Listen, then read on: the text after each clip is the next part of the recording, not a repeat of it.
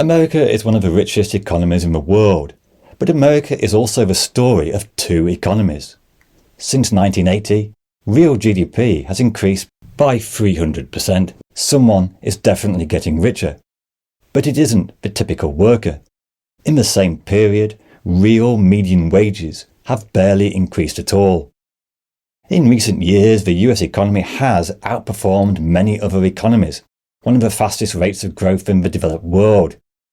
And in 2024, there were no shortage of economists pointing out how well the US economy was doing.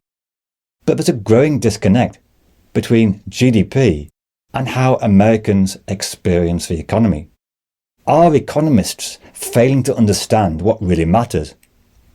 After the election, the economist Paul Krugman, his diagnosis was this graph, which shows that workers had gained nominal wage increases, but blamed the effect of inflation on President Biden. Now, some people have definitely benefited from the booming American economy. In 1980, CEO pay was around 35 times a typical worker. Today it is 344 times. Since 1979, the pay of the bottom 90% has increased by only 28%, but the pay of the top 1% has increased by 180%.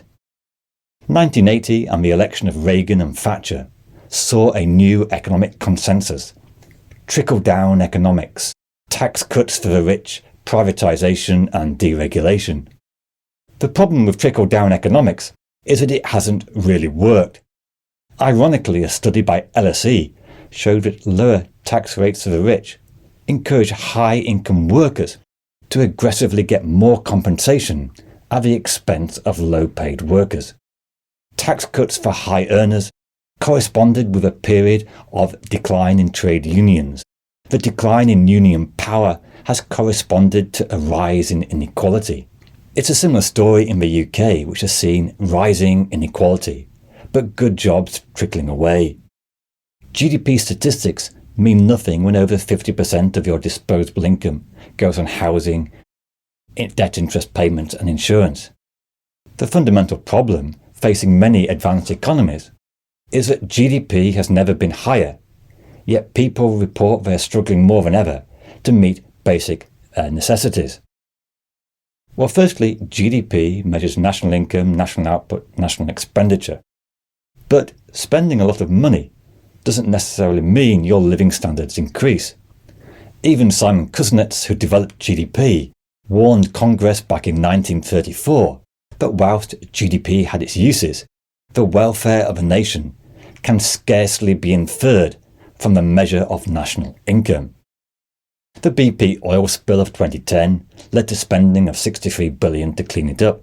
This spending gave a minor boost to GDP, but living standards declined. Hurricane Katrina cost $125 billion of damages and spending to rebuild. Again, GDP rises, but living standards fall. Extreme weather events from climate change may well boost GDP, but not improve the quality of your life. You can boost GDP by burning more fossil fuels, but you'll create more pollution and need to spend more on healthcare in the future. So GDP rises, but you're worse off. In the US, a full 17% of GDP is dedicated to healthcare spending. But what do Americans have to show for this high level of spending? The worst life expectancy in the advanced world. Americans are spending more and more on healthcare, but their healthy life expectancy is declining. In the past few decades, there's been a steady rise in the use of pesticides, forever chemicals in industry.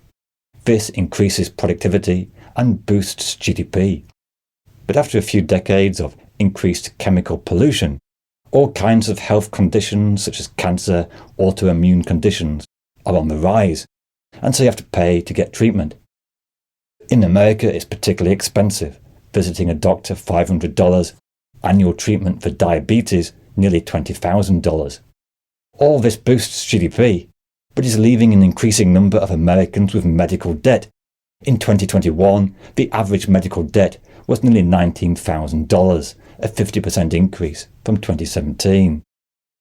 The US spends over $1 trillion on food expenditure, Yet the direct medical costs attributed to obesity and other health conditions from poor diet is an estimated $959 billion. The weight loss industry alone is worth nearly $94 billion in 2024. And by the way, the new weight loss drug Ozempic is very nicely boosting GDP in Denmark. But for the average worker, whether American, Australian or British, the really big impact on living standards in recent years is the increase in housing costs. Housing costs are rising faster than inflation and wages, and this is really why GDP is not delivering. In the UK, wealth is growing faster than income, and this creates an economy of winners and losers. There's a big gap between those who own a home and those who don't. In 1980, UK house prices 3 times income. Today it's closer to 8 times income. And it's a similar story whether you look at Australia, the United States or Europe. But these housing crises, which are really affecting people's living standards, are not accurately reflected by GDP. In the 2016 Brexit debate, an economist was warning about the dangers of Brexit on GDP.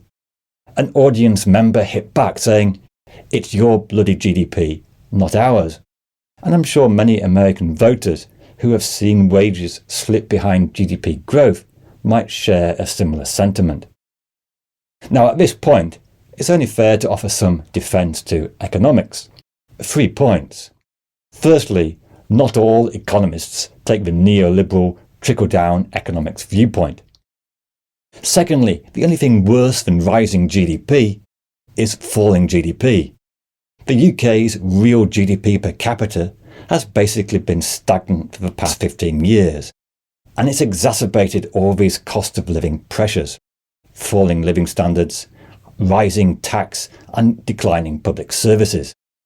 The UK has had a bad combination of inequality and very low growth. And it may not be politically correct to say it, but GDP does affect everybody.